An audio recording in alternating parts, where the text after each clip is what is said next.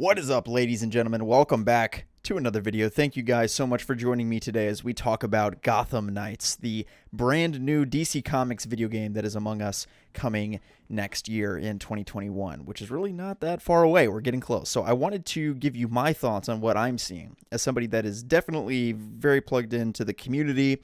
I'm one of the larger YouTubers in the space, obviously, not to humble brag, but also I lead with several other YouTubers, Arkham Channel, Salvage, Irogen, and others. We all co-founded together and co-lead an organization called the Gotham Knights that obviously was actually titled before the game was announced. But anyway, I say all of that to say, if you enjoyed the video, be sure to give it a thumbs up. Just had to throw that in there. I always am trying to remember to say that to, boost me in the algorithm and whatnot. But I wanted to point out what I've been seeing with Gotham Knights. And that is that a lot of people are coming to terms with the fact that Batman is not in the game. And this is something I'm a little bit surprised to see, but I was also surprised to see such a negative reaction to Batman not being in the game. I think that when Gotham Knights was announced, the biggest thing that everybody was saying in all the comments, and if you remember, the comments for the initial announcement on the Gotham Knights Twitter page and on the WB Montreal Twitter page is filled with negative comments. Literally, it's like, for one positive comment, there's 10 negative comments of like, oh, this gameplay looks shit. I can't believe Batman's not in it. What the fuck are you guys doing? This and that. Right? And I was kind of like, what? I mean, we've seen 7 minutes of gameplay, and the gameplay looks pretty good. It's certainly not Arkham gameplay. And I think that there will be a lot of evolutions to it between now and launch. But I was just taken aback. And the main critique, of course, putting aside gameplay, was, where's Batman?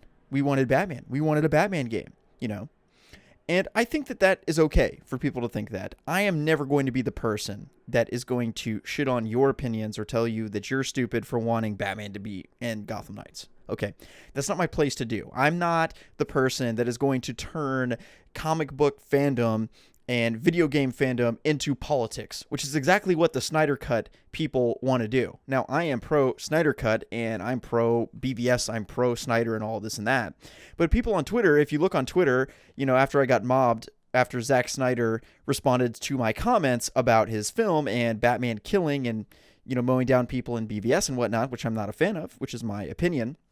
People attacked me and mobbed me and like, you're a gatekeeper, you're a fake fan, you should go blah, blah, blah, blah, blah. Like, people were telling me to go kill myself and stuff. I'm like, whoa, calm down. I mean, it is just absurd. So anyway, I say all of that to say that my channel and my comments, I'm never going to block you or get offended if you disagree with my opinions about Gotham Knights. And I, in fact, encourage the contrary. I encourage you to give me your thoughts on why you think Batman should be in the game and why W Montreal has made a colossal mistake. If that is your opinion, I want you to share that in my comments, and I do not want anybody to harass you for having that opinion, but passionate debate is a part of our fandom, and it's a part of what we do, and I think that that is completely fine. But when you look at the fan response to Gotham Knights, as I mentioned, as soon as the game was announced, it was a vast negative feedback. But over the months now, and that was announced, 4 months ago or so, in August? Now, I've noticed that things have changed, even just over 3 months. It's more and more people have come to terms with it and accepted it. And this is exactly actually what I predicted. I predicted that fans were going to take a little bit to come to terms with what this game was. It is not what we thought it was going to be, and that is partially because of me and other YouTubers who were talking new Batman game this, new Batman game that, because we just assumed that it was Batman, right? Because the previous games that they were working on that were canceled, namely the Damian Wayne Batman game, was Batman. And Jason Schreier actually fed us faulty information. Mr. Jason I Know Everything Schreier was saying, oh yeah, it's a new Batman game, but it's rebooted. He was completely wrong. But that's another rant for another day. But I say all of this to say that I'm very encouraged to see fans embracing Gotham Knights, because I want fans to be excited for this game and to recognize the opportunity and potential. I want people to be able to experience Gotham Knights as something that complements the Batman Arkham games and not something that tries to replace it, right? They're clearly trying to do their own thing, and we should respect W Montreal in fulfilling that vision. And not only that, what are some of the biggest complaints that we had about the Batman Arkham games? Well, for one, they focus on Batman, which is great. Nobody was complaining about that. But specifically, there wasn't enough focus on the Bat family. I think pretty much all of us noted that. Of like, okay, Robin's in Arkham City for like 4 seconds, and Nightwing and Batgirl are kind of, or Barbara Gordon are barely in Arkham Knight, but not very much. And in Arkham Asylum, we obviously have character interactions with Barbara Gordon, but, we don't see her the entire game, and there's not really any character moment. She's just ascribing the plot of the game to you over intercom. And this game provides an opportunity to completely change that. And I remember saying several years ago, somebody asked me of like, hey, are we ever going to get a Nightwing game? I really want a Nightwing game. And I was like, well, I mean, dude, Batgirl, Barbara Gordon is my favorite comic book character. A lot of other people, they love Red Hood, love Nightwing. And to some extent, some people with Tim Drake Robin, I'd say he's like the the Ringo of the Gotham Knights characters. I wouldn't say there's as much fan passion behind Tim Drake as there are the other three in the bunch. But anyway, I say all of that to say, people were asking like, hey, we want a Nightwing game. He's our favorite character. We love him, and we want a game just on Nightwing, or we want a game just on Red Hood.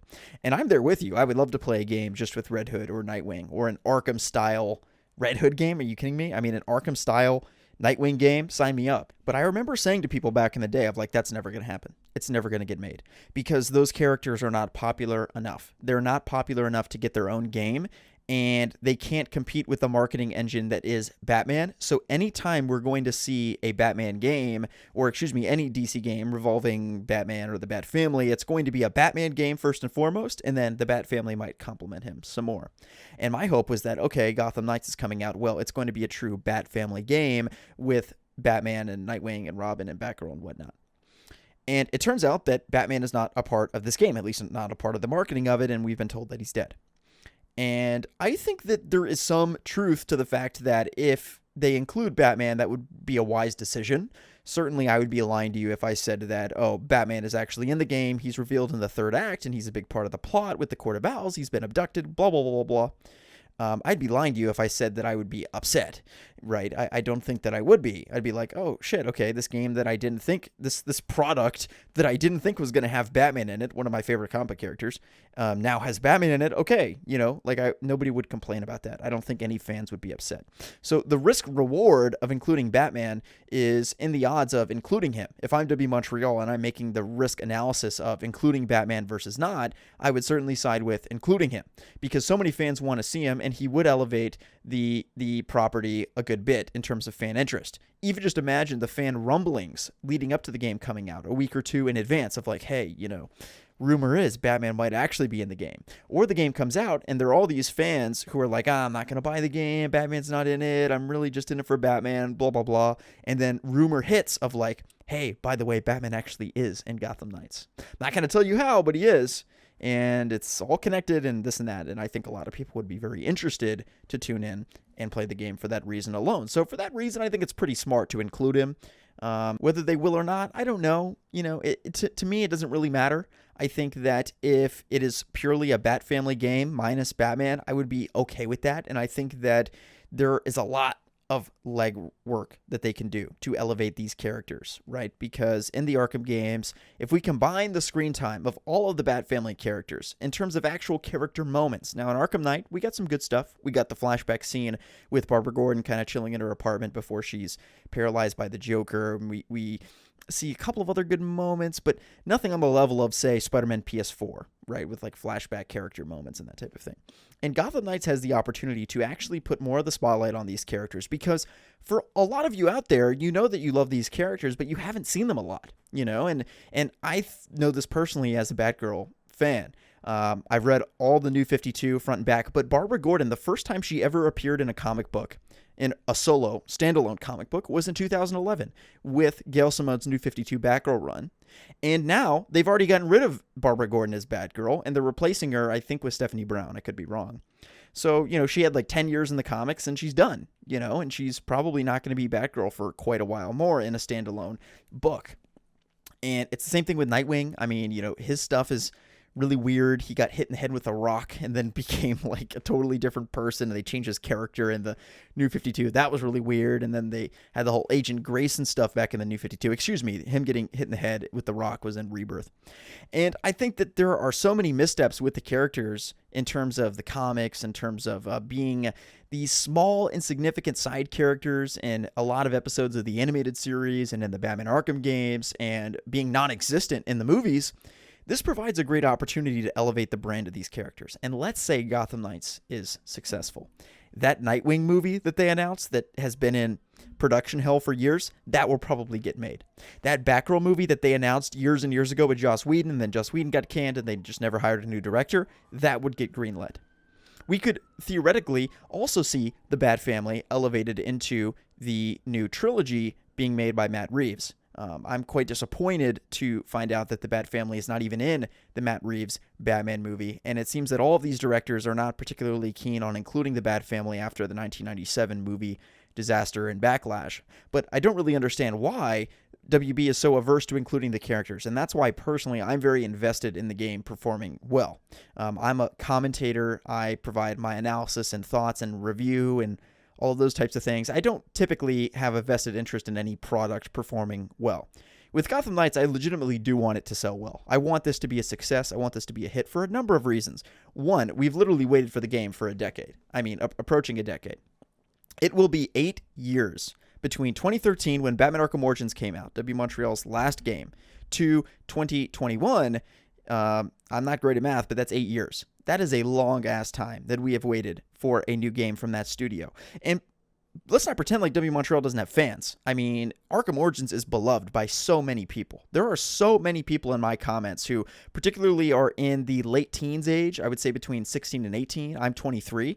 And I'm not speaking down. I'm not saying like you guys are wrong for thinking that. I just mean that you were exactly the right age when that game came out. In the same way that I was the exact right age when Arkham Asylum came out, right? That's why I love Arkham Asylum and I love Arkham City. You know, Arkham Origins, that game has a huge, huge following, and people within the Arkham community regard it as their favorite Batman Arkham game, which I think is great. So I want you guys to give your thoughts in the comment section below. Have you noticed what I am noticing? Have you noticed that fans, and maybe even yourself, and speak for yourself more than what other people are feeling. How are you feeling about Gotham Knights? Have you been able to digest a little bit more from the shock of that reveal that this was not a Batman game? And I actually think that W Montreal, looking back on it, not to go too off on a tangent here, they would have benefited quite a bit from giving us a warning in advance of like just dropping the trailer and dropping gameplay of like, hey, you know, this game that you were expecting to be a Batman game is not that. You know, we were like, whoa, what the hell? That was a big surprise. I don't know how they benefited from making it a surprise. I think surprises work if fans, when they see the surprise, are blown away with excitement, right? In the case of Gotham Knights, of being like, hey, this Batman game that you're expecting, yeah, it's not a Batman game. Get excited though. It's like, wait, what? No, I'm not excited. Like this is not what I was expecting. So I'm personally excited. I'm just saying that that's the perspective of many fans when they saw the game. But I just have noticed that there's been a huge shift. I just posted a poll the other day asking, which game are you more excited for, Gotham Knights or Suicide Squad? And it was 80-20. 80% voted Gotham Knights and 20% Suicide Squad. And think about that for a minute. Suicide Squad is developed by Rocksteady Studios, the greatest superhero video game developer in the history of the genre, who literally created the best video game series ever made, the Batman Arkham games. And they also created the best video game ever made, Batman Arkham City. And they still are at 20% in that poll. People are still voting for Gotham Knights over Suicide Squad. And of course, yes, it's the IP. It's that we're dealing with Nightwing and Batgirl, and it's my channel following and fan base, which is biased towards Batman over Suicide Squad. I certainly agree with that, but I think that that's the case for all DC fans and all video game fans. People are more drawn towards Batman and the Bat Family, which is DC's main property, than Suicide Squad, let's say, which has historically been a B or C list team in the comics. They've been elevated recently by Margot Robbie and Jared Leto and David Ayer and all these people that have brought the Suicide Squad to life, which I also think is great. And I don't view it as a competition between Rocksteady and W Montreal, but I am very encouraged to see a lot of fans embrace the game and at least approach it with a more optimistic lens. Because there was that initial shock of, oh, this isn't a Batman game, and now I think it's starting to settle in a little bit more, and people can realize the potential here. Like, for instance, we have seen the relationship between Batman and the Joker explored fully. We know full well what their relationship is like and how they're two sides of the same coin. It's been explored thoroughly pretty much since 1988 to now with Batman Arkham Knight, in mainstream portrayals, from the comics to the movies to the video games, etc. And I think what hasn't been explored to that extent is the relationship between Barbara Gordon and the Joker, Nightwing and the Joker, who have, really interesting connections. In fact, you could argue, I would argue, that Barbara Gordon has a much more interesting connection to the Joker than Batman, right? I know in some Elseworld stories they try to do it like, oh, actually it was the Joker who killed Thomas and Martha Wayne. But in the main canon, it's Joe Chill who killed Batman's parents, and the Joker is just a bad guy, and Batman's a good guy that stops him. That's the extent of their connection and their legacy as characters together. The Joker literally shot and paralyzed Barbara Gordon, made it so that she couldn't walk and had to, stop being Batgirl to become Oracle, and changed her life forever. And now in this game, she's unparalyzed, and she trained herself back to being able to walk. I don't know how that happened. That's kind of weird. We'll see. I hope they didn't change her origin. We'll see, though. And now, imagine if Joker is in the game, and Barbara Gordon has to confront the Joker after the events of The Killing Joke, which presumably will have happened in this game. From the character bios, we can assume that. Now, I hope that they don't go to the extent of like, well, we don't want the Joker because we got, bombed for including him in the first game. I've run polls in the past, and my audience is a perfect, group to poll because we are so invested in Gotham Knights and the Batman Arkham games and all of that. And overwhelmingly, people said they wanted to see Joker in the game. Now, I think the distinction is that people do not want to see the Joker as the main villain, which I would agree with. I do not want to see the Joker as the main villain of the game, of just rehashing some of the beats of the Batman Arkham games. Because the Joker is amazing. He's a versatile character, but, we've seen him causing mayhem a lot, in the Batman Arkham games. And I think that it is time for a change. And the Court of Owls provides such a unique contrast to the character that the Joker will serve perfectly as a side character, similar to how he did in Mask of the Phantasm. If you recall, in Mask of the Phantasm, one of the greatest Batman animated movies ever made, the Joker is actually a side character who does not appear until the third act. He becomes a very prominent role in the third act, but he doesn't show up at all until the third act. And I thought that served that story incredibly well. It is a perfectly crafted story. I remember when I did a dual comm with Degenerate J when Gotham Knights was first announced, and that video actually did pretty well. I'll link it in the description below if you want to see my honest thoughts on Gotham Knights. And one of the things that I changed in terms of my opinions on the game is that the Joker cannot be featured as a side villain. I made the argument that, the Joker kind of overwhelms everyone around him, and he's so much more interesting and compelling than any other villain could be, that he pretty much has to be a main villain. And after rewatching Mask of the Phantasm alone, I was just like, yeah, dude, that's a dumb argument, to myself. That doesn't make any sense, because he's been incorporated as a side villain successfully, even if you replay Batman Arkham City. Even though I'd make the argument he's still the main villain of the game in the sense of what happens at the end is so impactful and important. Obviously, Ra's al Ghul is the sort of primary architect of the story and plot when it comes to the plot of the villain in the story, alongside Hugo Strange. So anyway, I say all of that to say I'm very excited for Gotham Knights, and most importantly, I'm excited to see you guys excited for Gotham Knights, because I already was excited for it. I already was going to play it and whatnot. And in fact, I actually think that there's opportunity for the game narratively to even excel beyond the Batman Arkham games because of the opportunities there for W Montreal. And let's not forget that Rocksteady, without Paul Dini, their only game that they've written, Batman Arkham game that they've written, is Batman Arkham Knight, which is far and away the weakest narrative out of those games, right?